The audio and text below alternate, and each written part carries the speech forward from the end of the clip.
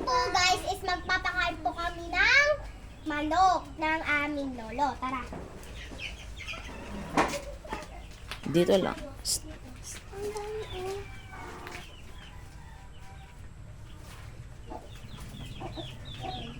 Kakain na po tayo ng manok. Doon na rin ako sa mga inaano ko. Matukan lang po namin kasi po baka po magulat sila kapag lumapit po kami.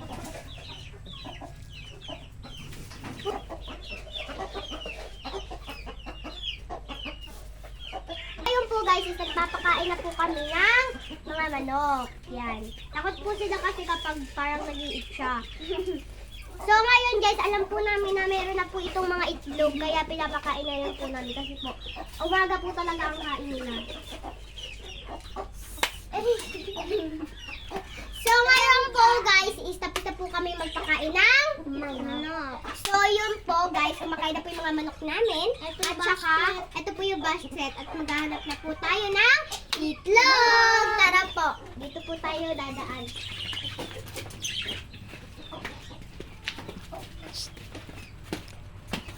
Dito pala tayo guys dadaan.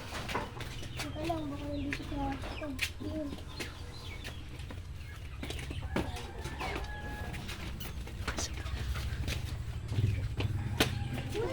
So guys, nakita agad akong isang itlog.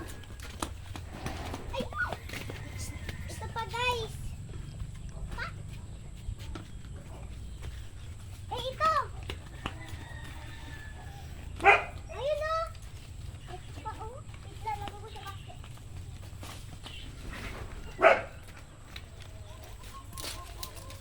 So guys, ito po yung nakuha kong itlog.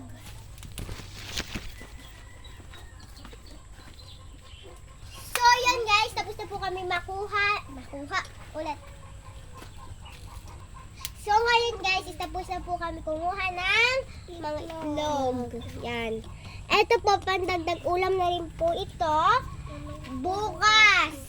Bukas ng umaga. So, tara po guys. Balik na po tayo sa bahay.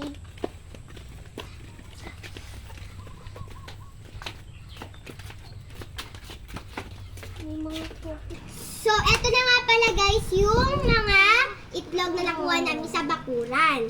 Ito po is itlog ng manok, yung Tagalog na manok. Yung Tagalog na manok. So, yan guys, nakakapagod kasi tignan nyo, ang dami namin ginawa ngayong araw.